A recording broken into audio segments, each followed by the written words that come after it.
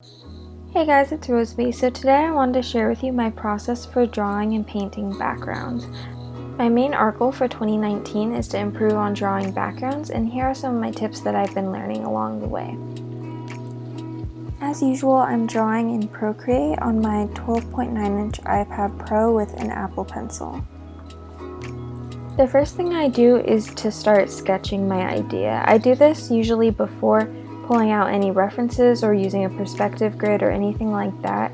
I try not to worry about making it perfect or adding in details or making the perspective right, because I feel like that can limit your creativity and make your drawing look more stiff.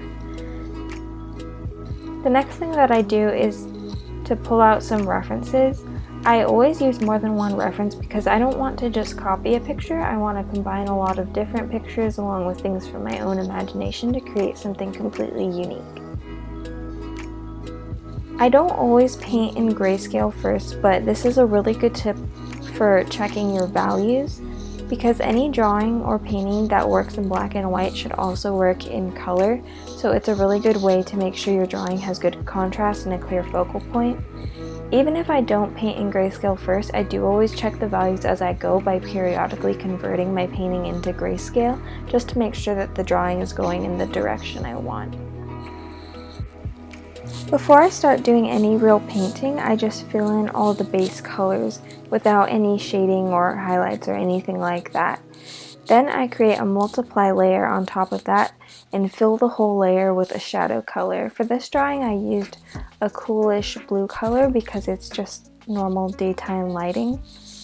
Then I create a layer using the add color mode. Sometimes I use screen or color dodge, but most often I use add.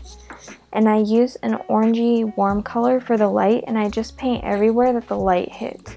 I usually start with like a big airbrush to fill in larger areas, for example like the whole right side of the building, and then I go in with a smaller brush and either paint in or erase out details for smaller objects.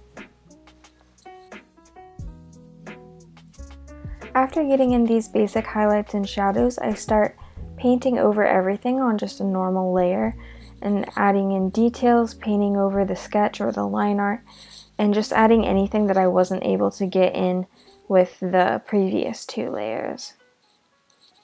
The last thing that I do is add texture to my drawing. Pretty much every surface in real life has a different texture, whether it be wood or concrete or plants or rocks or whatever, but most objects aren't just the smooth basic texture that you usually see in digital paintings.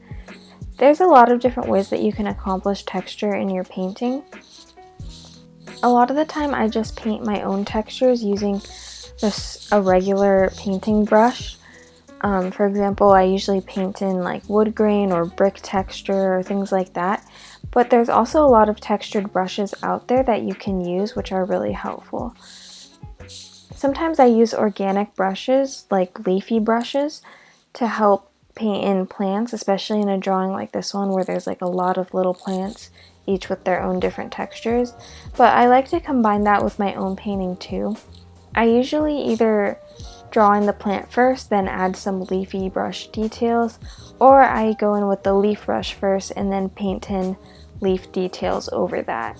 I just like to combine it with my own painting because it adds a more organic touch, I guess, because leaf brushes can look really like crisp and clean, I guess, compared to the rest of the painting that I painted myself.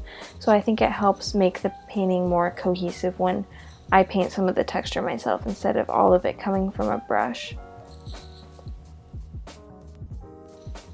The last step in my background painting process is to edit the colors of the painting. I do this by adding contrast with curves or adjusting the color balance. Sometimes I add an overlay layer, either a solid color or a gradient. These steps can help add interest to your painting by making it more contrasting or colorful. And that's all my steps for drawing and painting backgrounds. I hope this video was helpful for you if you're also trying to learn to draw backgrounds. Comment below if you have any tips and tricks for drawing backgrounds because I'd love to hear them. I'll see you in my next video. Bye!